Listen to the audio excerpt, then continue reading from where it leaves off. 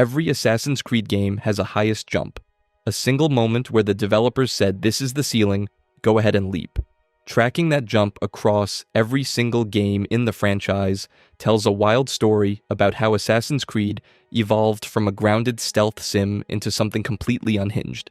So today, we're measuring every one of them. Starting with the jump that nearly killed us all, Assassin's Creed. The original Assassin's Creed had a very simple rule. Go too high, and you die. No debate, no health bar wiggle room, just death. And the tallest thing you could throw Altair off of was the Citadel's top tower in Jerusalem, Saladin's seat of power, standing at roughly 120 feet above the ground below. That's 36 meters of straight free fall. Now here's the thing. 120 feet sounds almost cute compared to what's coming later in this list. But in 2007, that jump felt enormous, because the game's fall damage system was brutally unforgiving. Altair didn't have upgraded armor absorbing impact. He didn't have magical abilities softening the landing. The physics engine drew a hard line, and the Citadel sat right at the edge of it. A slightly higher ledge would have killed him outright. Jumps that later, protagonists would walk off without flinching, would drop Altair stone dead on the cobblestone. But players being players, they found a workaround. Landing in water bodies reduced fall damage significantly, creating accidental safe zones that the developers may not have even intended.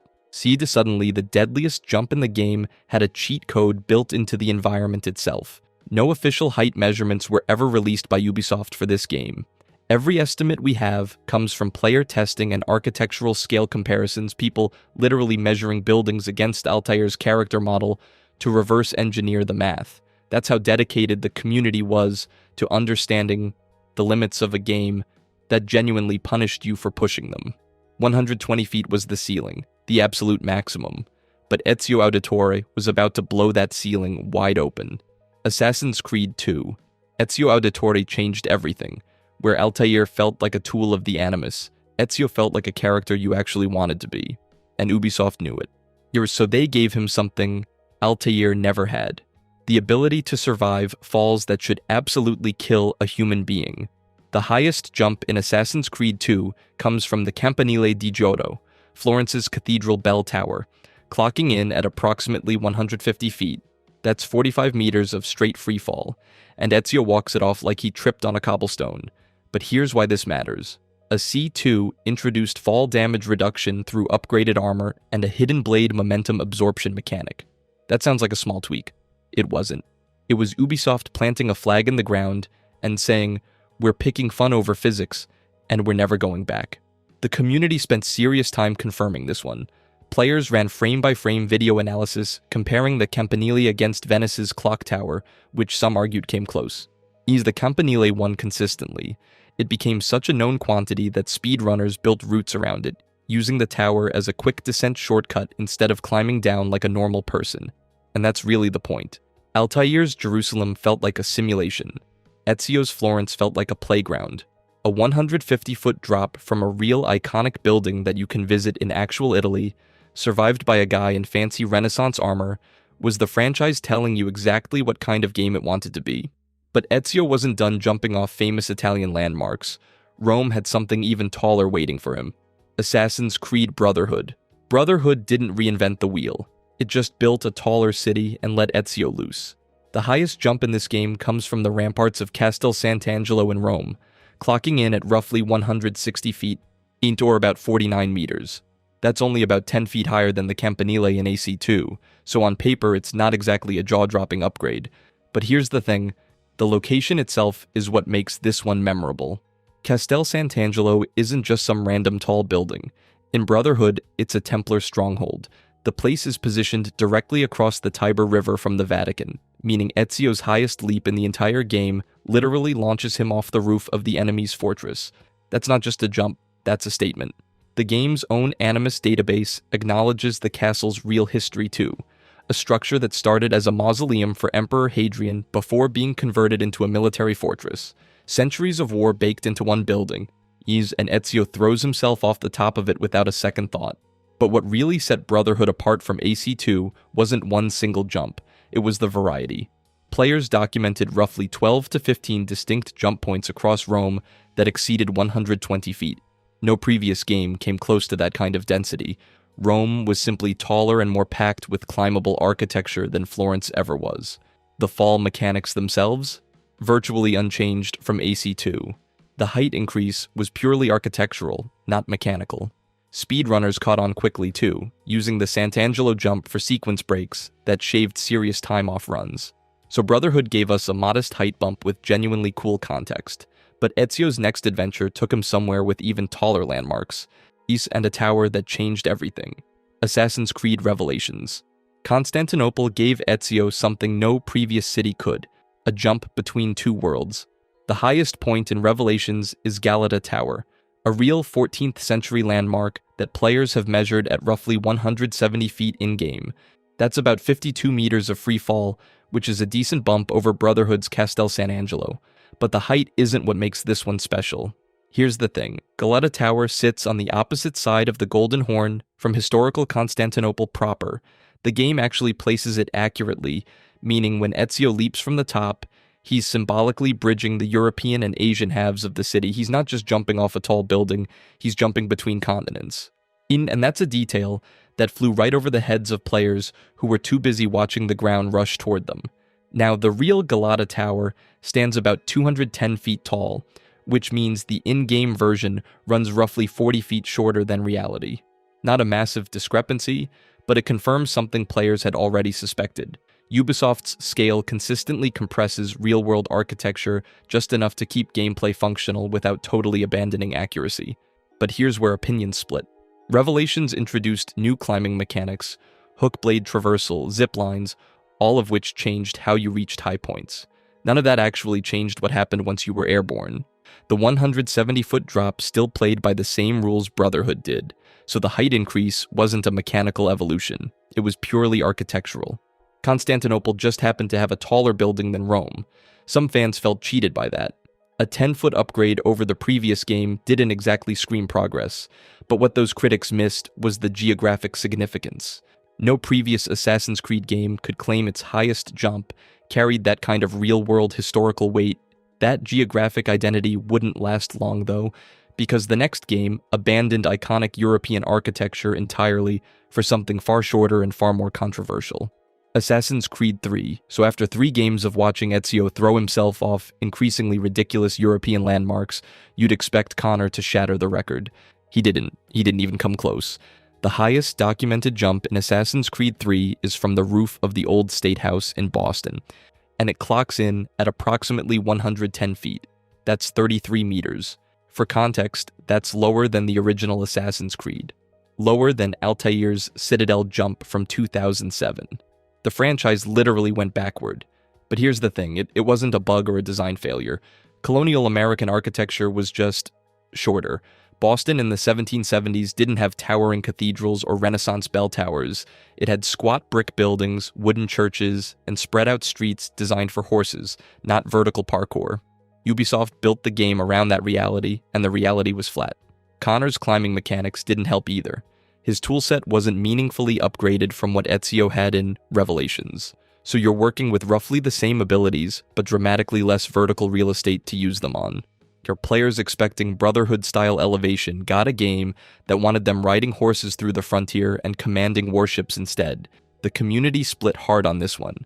Some players appreciated the historical accuracy, arguing that colonial buildings genuinely were shorter and the game shouldn't fake it. Others felt like the reduced spectacle was a straight downgrade, and honestly, going from 170 feet in Constantinople to 110 feet in Boston is jarring no matter how you justify it. You're falling for less time than Altair was 6 years earlier. The old State House carries serious narrative weight as a symbol of the American Revolution, but as a jump, it's the franchise briefly touching grass before the escalation resumed. But if you think colonial America grounded the series permanently, Edward Kenway and the Caribbean had very different plans. Assassin's Creed 4 Black Flag. Here's the thing about Black Flag. It's the only mainline Assassin's Creed game that looked at the franchise's entire vertical identity and said, nah, we're good. And somehow it worked.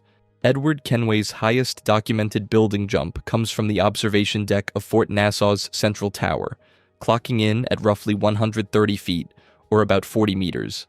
That's a slight recovery from Connor's underwhelming 110 feet in AC3, but still nowhere close to what Ezio was pulling off in Italy or Constantinople. And mechanically, Edward's climbing ability was a carbon copy of Connor's. 0 upgrades, 0 changes. But here's where it gets interesting.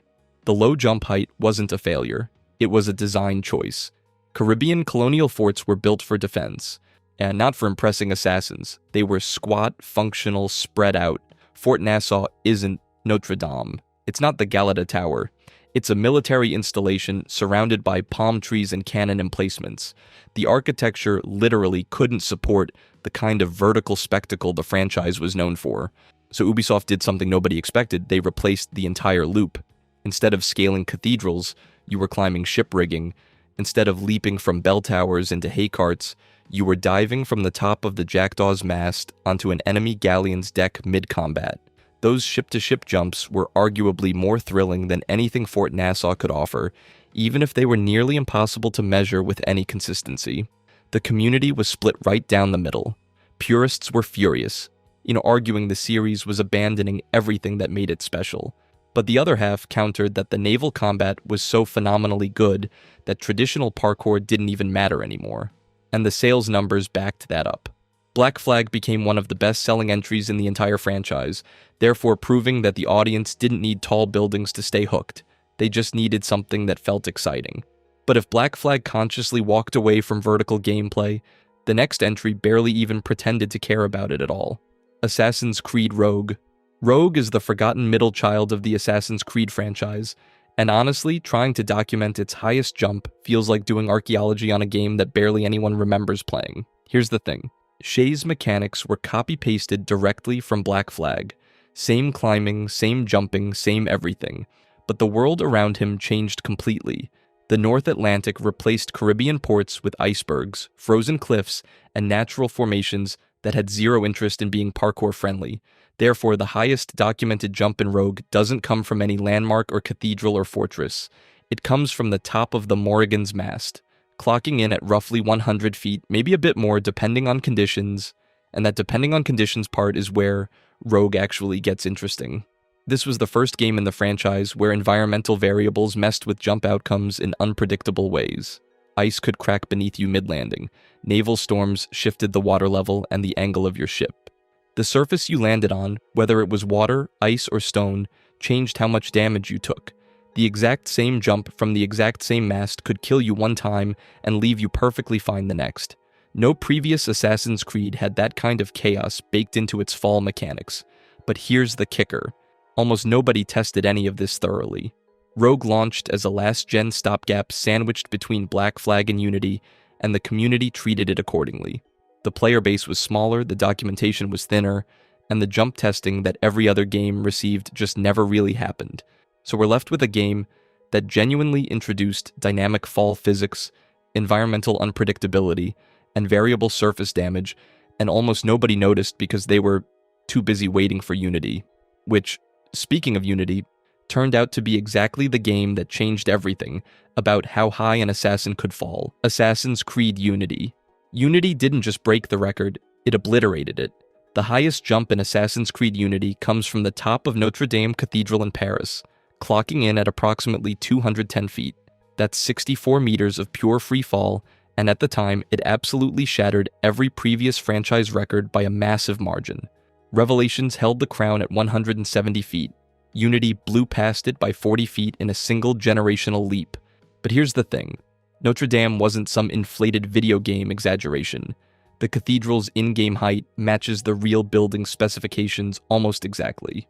Ubisoft's team spent over 2 years scanning and recreating the structure, and the result was one of the most architecturally accurate landmarks in gaming history. Every flying buttress, every stone detail, every measurement built to spec. And Notre Dame wasn't even the only monster jump in Paris. The entire city was a vertical playground. Sacré-Cœur, the Panthéon, Saint-Paul-Saint-Louis, all of them offered jumps exceeding 190 feet. No previous AC city had this many high-altitude launch points packed into a single map. The reason was hardware. Unity was built exclusively for new generation consoles, and the upgraded engine allowed for denser, taller architecture than anything the franchise had attempted before. Arno's climbing system was completely redesigned to match. Faster, more fluid, more cinematic. The record-breaking height felt earned because the entire game was engineered from the ground up to support it. But none of that is why people remember this jump. In April 2019, Notre Dame caught fire in real life. The spire collapsed, the roof burned, and something strange happened. Players went back to Unity, not to play it, just to stand on the virtual cathedral, to walk through a building that had been partially destroyed in reality but still existed, perfectly preserved inside a video game from 2014. Ubisoft even made the game free to download that week. A leap of faith designed for entertainment became something nobody anticipated, a quiet act of digital preservation for a landmark the world was grieving. No other jump in this franchise has ever carried that kind of weight, but if you want pure spectacle over sentiment, London had something even taller waiting. Assassin's Creed Syndicate. At this point in the franchise, the heights were climbing fast. Unity gave us 210 feet off Notre Dame, and it felt massive, but Syndicate looked at that record and absolutely demolished it. The highest jump in Assassin's Creed Syndicate comes from the top of Big Ben, specifically the Elizabeth Tower, standing at approximately 316 feet or 96 meters. That's nearly the height of a 30-story building, and your character just jumps off it and walks away. But here's what makes this one special. Big Ben's in-game height actually matches the real-world specifications of the tower almost exactly. Ubisoft didn't inflate the number for spectacle. They didn't need to. Victorian London simply built taller than revolutionary Paris, and the game represented that faithfully. And the result was a jump that obliterated Notre Dame's record by nearly 100 feet without bending a single architectural detail. And London had no shortage of tall structures to throw yourself off of. Tower Bridge, St. Paul's Cathedral, the Houses of Parliament, all of them offered 150-plus foot drops that would have been record-breaking in earlier games. But nothing came close to Big Ben.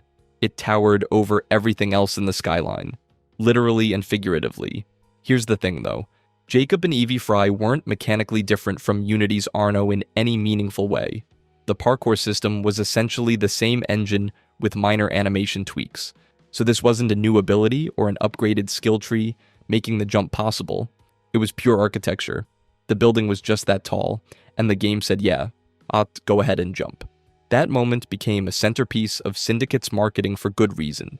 When players launched themselves off Big Ben and hit the cobblestone 316 feet below without dying, it crystallized something the franchise had been building toward for years. This wasn't parkour anymore. This was a superpower. And honestly, for a lot of players, that was perfectly fine. The series had fully embraced the absurdity, and it was glorious. But if you think 316 feet was the ceiling for how far the franchise would push things, wait until the franchise handed an assassin the keys to the single most iconic monument on Earth. Assassin's Creed Origins. 480 feet. That's the number. The Great Pyramid of Giza, the single tallest jump in the entire Assassin's Creed franchise, and it's not even remotely close.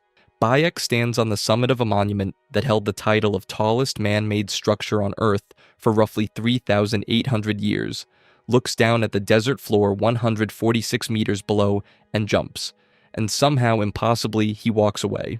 But here's where it gets interesting. That 480-foot measurement isn't some inflated game estimate. The real Great Pyramid of Giza stands at 480.6 feet. Ubisoft built it to scale. Every single block, every weathered edge, accurate to the actual wonder of the ancient world. So when Bayek steps off the top, he's falling the real distance. A full 9 seconds of free fall before impact, translating to a collision speed north of 45 miles per hour. That should kill him instantly. In any previous Assassin's Creed game, it absolutely would. But Origins changed the rules. See, with the RPG overhaul that redefined the entire franchise, also redefined what a human body could survive. Ability-based damage reduction, sprint recovery mechanics, stamina progression, all of it stacked together to create a system where the impossible became possible, but only if you earned it. Community testing confirmed that the pyramid jump isn't survivable at low levels or without the right ability loadout. You need specific upgrades, sufficient character progression, and the mechanical knowledge to pull it off. It's the franchise's highest jump and its most mechanically demanding. That's the highest jump the franchise has ever produced. But while Bayek was leaping off ancient stone in Egypt, the very next game was sending someone off a giant fictional statue of Zeus in ancient Greece, and somehow that's its own story entirely. Assassin's Creed Odyssey. You'd think the most memorable jump in ancient Greece would come from something historically significant. A temple, a fortress, a monument with centuries of weight behind it. Instead, Odyssey hands you a massive stone statue of Zeus hurling a lightning bolt off the top of Mount Ainos on Kephallonia, and that's your record. The lightning Zeus statue is entirely fictional. No such structure existed in ancient Kephallonia, or anywhere in Greece for that matter. Ubisoft invented it specifically to mirror the real geophysical reputation of Mount Ainos, which was historically known for its intense thunderstorms. The result is a viewpoint so enormous that you can see it from the water before you even land on the island. And the highest climbable point sits at the tip of that stone lightning bolt, giving Cassandra a drop of roughly 200 to 230 feet, depending on your approach angle and how far out you leap. Here's the thing. This jump is not historically significant, it's not archaeologically accurate, it's a fictional colossus on a mountain, and it's absolutely the right call. Odyssey was the franchise's first full step into mythologized ancient history, leaning into gods, monsters, and legendary figures as real forces in the world. Giving Cassandra her highest jump off a towering invented statue of Zeus, the king of the gods himself, fits the game's entire identity perfectly. The community latched onto it immediately for a completely different reason. The character's dialogue upon reaching certain parts of the climb is memorable enough that it became a running joke. And the synchronization animation at the very tip of Zeus's lightning bolt, surrounded by clouds, with all of Kephallonia spread out below, is genuinely one of the most visually striking viewpoints in the franchise's history. Wait until the franchise trades ancient Greece for Norse Norway and discovers that the highest jump in the game isn't a structure at all. Assassin's Creed Valhalla. Every single entry on this list so far has one thing in common. The highest jump comes from something: a cathedral, a pyramid, a lighthouse, a clock tower, something with a name, something you can point to on a map and say, yeah, I jumped off that. Valhalla broke that tradition. And not in a cool way, the highest documented jump in Valhalla clocks in at roughly 300 to 330 feet, somewhere between 91 and 100 meters. Those are genuinely impressive numbers, right in the ballpark of what Cassandra was pulling off in Odyssey. But here's where it gets funny.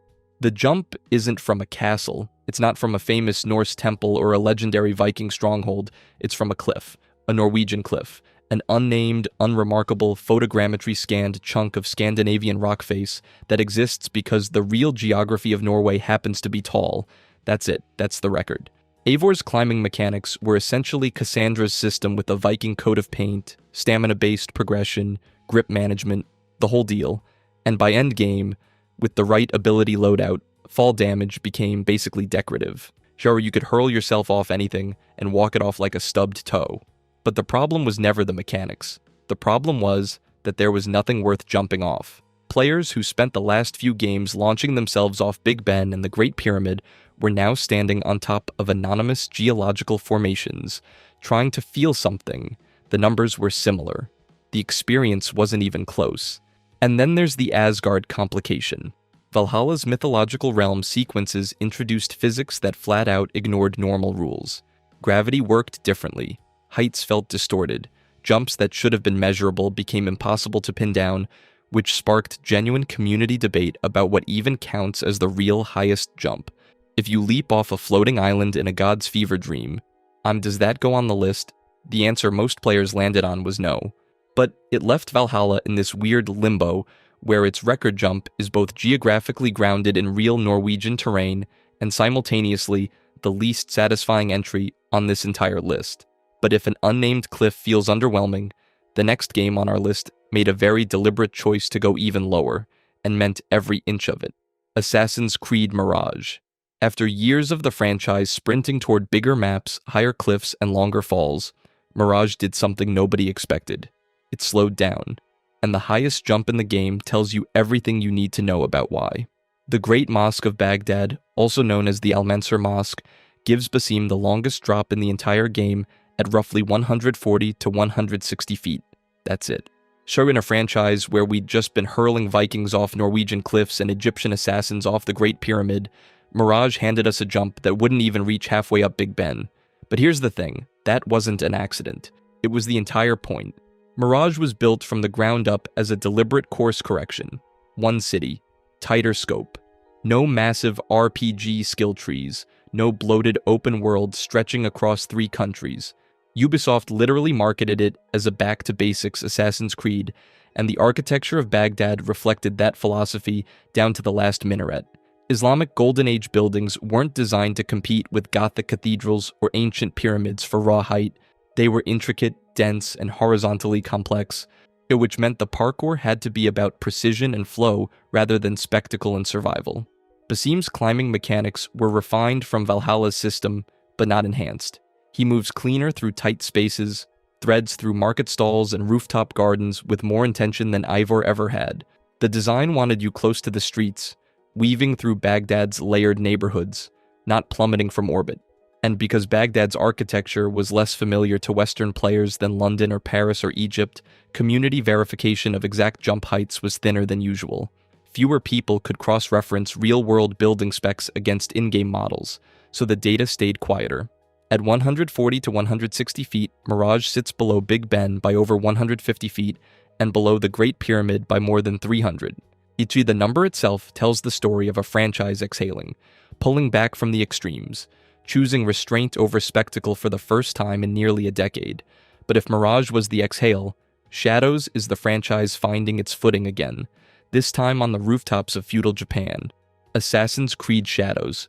For the first time in the franchise's history, we're in feudal Japan, and the highest jump here comes from one of the most important structures in the entire country, Edo Castle's Tenshu. If you don't know what a Tenshu is, think of it as the central keep of a Japanese castle, but it's not just a military structure. The Tenshu was the literal seat of shogunate power, a towering symbol of authority designed to make everyone below it feel exactly that, below it. Edo Castle's Tenshu specifically was the heart of the Tokugawa government, as the place where the most powerful man in Japan conducted his rule. So when you're standing on top of it, you're standing on the single, most politically significant rooftop in the game's entire world. But here's where it gets interesting from a numbers perspective. The jump from the top of the Tenshu clocks in at approximately 160 to 180 feet, roughly 49 to 55 meters, based on early community testing and developer showcase footage.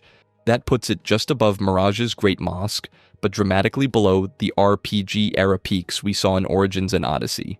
And the architecture itself is part of the reason why. Japanese castles from this period were built tall but narrow, with those distinctive layered roofs stacking upward in tight, compact tiers.